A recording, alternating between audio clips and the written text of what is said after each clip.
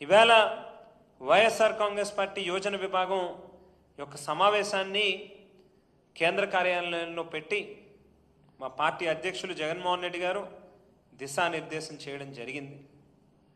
ప్రతిపక్షంలో మన బాధ్యతతో ప్రజల పట్ల వ్యవహరించాలి. ప్రభుత్వం ఏదైతే తప్పులు చేస్తూ ఉందో, ఎన్నికల్లో ఇచ్చినటువంటి హామీలను నెరవేర్చకుండా అటకెక్కిస్తూ ఉందో, ఒక్కొక్క పథకాన్ని మన ప్రభుత్వంలో జరిగినటువంటివి ఇవాళ వాటన్నిటినీ కూడా ఎండగట్టాలి. ప్రజలకి తోడుగా నిలబడాలి. యువజన విభాగం అనేటువంటిది పార్టీలో ఒక వెన్నుముక లాంటిది, ఒక ఆయువు లాంటిది అని చెప్పి మొత్తం రాష్ట్రంలో నలుమూలల నుంచి వచ్చినటువంటి జిల్లా అధ్యక్షులు కావచ్చు, నియోజకవర్గ అధ్యక్షులు కావచ్చు, స్టేట్ కమిటీ సభ్యులకు కావచ్చు, అందరికీ కూడా ఒక స్పష్టమైనటువంటి దిశానిర్దేశం చేయడం జరిగింది. ఈవేళ నుంచి రెట్టించినటువంటి ఉత్సాహంతో వైఎస్ఆర్ కాంగ్రెస్ పార్టీ యోజన విభాగం నాయకులు, కార్యకర్తలు అందరం కూడా పనిచేస్తాం. ఖచ్చితంగా 2029 ఎన్నికల్లో జగన్మోహన్ రెడ్డి గారిని మరొకసారి ముఖ్యమంత్రి స్థానంలో కూర్చోబెట్టుకుంటాం. ఈ రాష్ట్రంలో మరొకసారి సుపరిపాలన తీసుకొచ్చుకుంటాం.